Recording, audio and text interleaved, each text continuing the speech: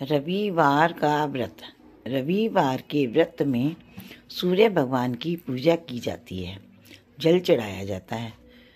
एक बुढ़िया थी, वह रविवार का व्रत रखती थी, सूरज भगवान को भोग लगाती, जल चढ़ाती, भोग लगाकर स्वयं भोजन करती थी। बुढ़िया के पास कोई गाय नहीं थी।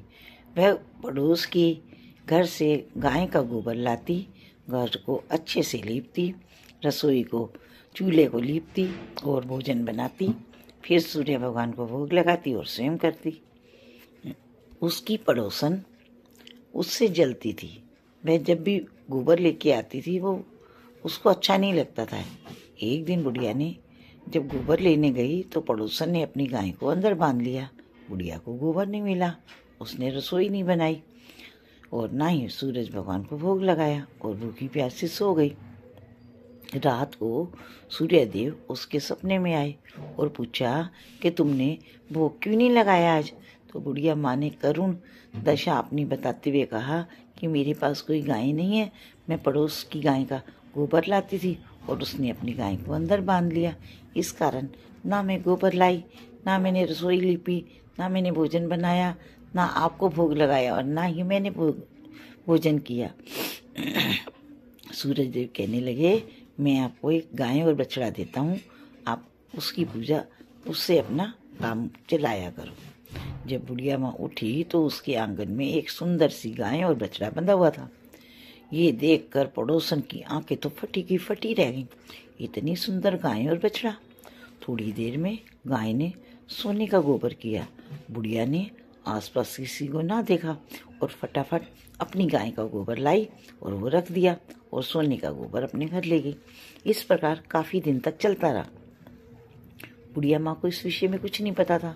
सूरज भगवान ने सोचा ऐसे तो बुढ़िया माँ ठगी जा रही है, इसलिए उन्होंने बुढ़िया माँ को देखा। जब वो ठगी जा रही है तो सूरज भगवान ने जोर से आंधी चलाई। बुढ़िया माँ ने अपनी गाय को अंदर बांध लिया।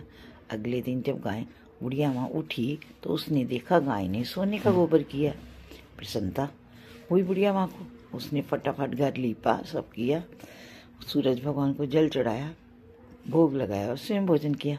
इस प्रकार करती रही। अब क्या था, पड़ोसन जलने लगी, पहले से भी ज़्यादा जलने लगी।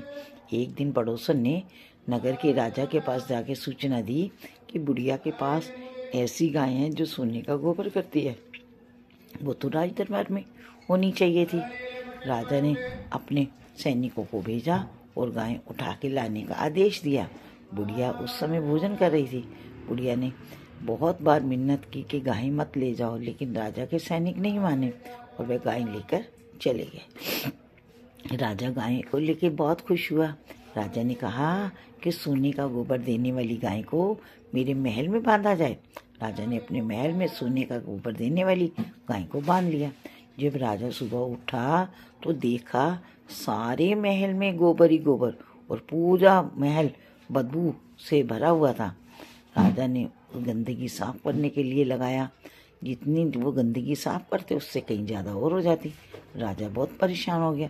राजा ने उस बुढ़िया को बुलाया तो बुढ़िया ने बताया कि ये गाय मुझे सूर्यदेव ने दिया था, मैं उनका व्रत पूजा करती थी, रविवार का व्रत रखती थी, उनको भोग लगाती थी, जल चढ़ाती थी, तो तब ये सूरज भगवान ने ये मुझे गाय दिया था।